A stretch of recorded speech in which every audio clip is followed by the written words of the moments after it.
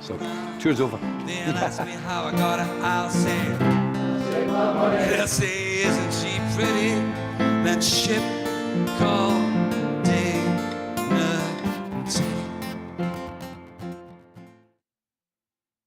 Wel, hoe dan je hier Jerry eiche elerin, agus leis sin an taumalm eiche va le go bhile.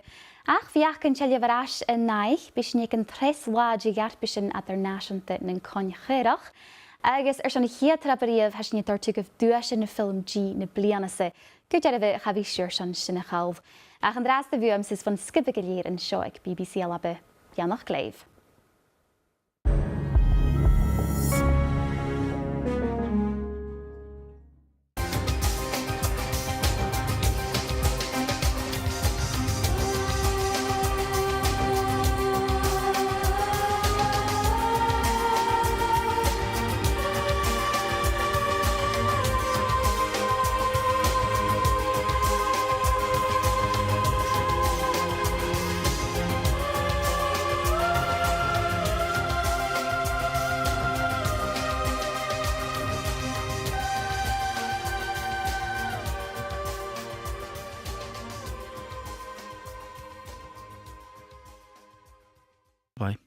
First for news and the best live sport. This is BBC 5 Live. It's 1 o'clock on 5 Live as we welcome local radio stations from across the BBC. This is Up All Night. I'm Dawson Adebayo. The main news on 5 Live, government support for Oxfam's under review. And in sport, Eddie's England win a brutal battle at Twickenham. This is BBC 5 Live. With the BBC News on 5 Live, here's Kev McGrath. The Minister in charge of overseas aid says Oxfam will have funding withdrawn if it fails to comply with the authorities over safeguarding issues. The International Development Secretary, Penny Mordaunt, has condemned the horrific behaviour of some aid workers who, it's emerged, used prostitutes whilst helping earthquake victims in Haiti 7 years ago. Here's Ms Mordaunt's predecessor, Priti Patel. Every organisation needs to have the right processes in place, the right protocols. They need to have transparency in terms of the individuals that they hire and recruit.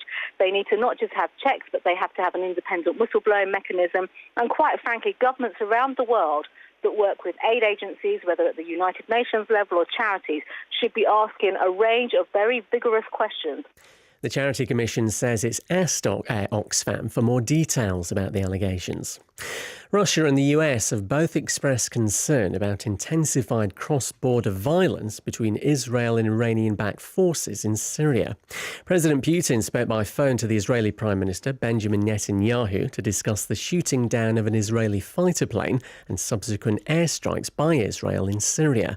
Here's our Middle East correspondent Tom Bateman. Israel sees any deepening of the Iranian presence across its northern border as a threat and a red line for its own engagement there. Syria and Iran were playing with fire, said Israel, adding that it did not seek an escalation. A boy who was swept away by a fast-flowing river in County Antrim has died. The 5-year-old fell into the Braid River near Ballymena on Saturday afternoon. North Korea has invited South Korean leaders to a summit in Pyongyang. The offer was made by Kim Jong-un's sister to the president of the South when the two met at the Winter Olympics. The Americans remain wary. James Pearson writes about Korea. It's quite typical of North Korea to actually do this sort of thing. They're stealing a little bit of the limelight away from South Korea as the whole world's press descends on it. And they're also trying to sort of control the message between the two. It's very, very hard for South Korea, even though they've been talking about pressure, sanctions, to basically refuse these kind of advances from North Korea. The body's been found of one of two brothers missing in the Highlands since Thursday. Police Scotland says mountain rescue teams discovered the remains of Alan Gibson, who was 56. The search for his brother, 63-year-old Neil Gibson, is continuing. A consultation's beginning on how to protect millions of vulnerable people who are struggling to pay energy bills. The government wants public sector organisations to be able to share highly personal information with suppliers so those affected can be moved onto special lower tariffs. Here's 5 Live's Charlotte Bangbala. The government thinks up to 2 million people at risk of being in fuel poverty should be on a new safeguard tariff. Around 5 million households are already on that tariff, which is about £66 a year cheaper than the capped standard variable rate for gas and electricity. And tributes have been paid to the American actor Reg E. Cathy, who's died from cancer aged 59. He was best known for playing Freddie Hayes in the next Netflix series House of Cards and as Norman Wilson in The Wire. That's the 5 Live News. With the sport now, here's James. Thank you, Kevin. A Johnny May brace of tries gave England a 12-6 victory over Wales in the Six Nations at Twickenham. England are now 2 from 2, and so too are Ireland, who beat Italy 56-19. In the Women's Six Nations, England beat Wales by 52 points to 0. Scotland lost 26 points to 3 at home to France women.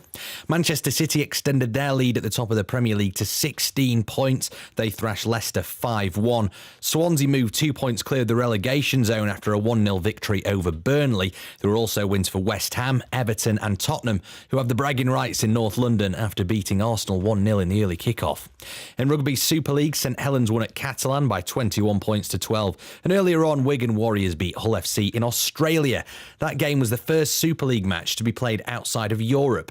In tennis, Johanna Konta and Heather Watson both won as Britain beat Hungary to reach the Fed Cup World Group 2 playoff. And in horse racing, star chaser Altior made a successful return to the track after an absence of nearly 10 months when easily winning the Betfair Exchange Chase at Newbury.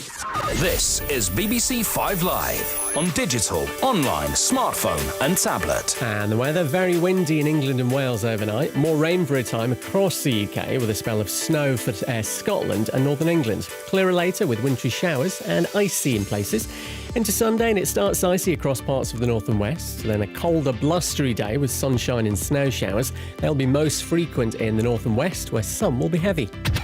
The best live sport. The live football continues to come thick and fast. 144 live matches. Monday night with an 8 o'clock kickoff. Underperforming Chelsea host West Bromwich Albion. It can be lively. Will it be curtains for Conte? This is your football station. 5 Live and 5 Live Sports Extra. This is Up All Night on 5 Live. I'm Dotun Adebayo, and coming up in this hour, it will be cool runnings with one of the original Jamaican bobsled Olympians, Devon Harris. Indeed, talking about the Jamaican Bobsled Foundation's latest team at the Winter Olympics, including their women's team. We'll have regular updates, by the way, of the sporting developments in South Korea. And we'll have a profile for you of the new Sinn Féin leader, Mary Lou MacDonald, who takes over from Gerry Adams, who led the party for 34 years. We'll hear about a blind bisexual goose, Thomas, who has died in New Zealand at the age of 40. And in an hour's time, we'll open up the phone lines so that you can join us for our virtual jukebox phone-in. Help us compile our soundtrack of Up All Night. And this morning, we're asking you to tell us what your favourite songs that make you want to fall in love is. Which is your favourite song that made you want to fall in love? First, though, there's been extraordinary tension over the past 24 hours between Israel and Syria, with the Israelis launching a wave of attacks after one of their warplanes was apparently shot down. 12 sites have been hit, including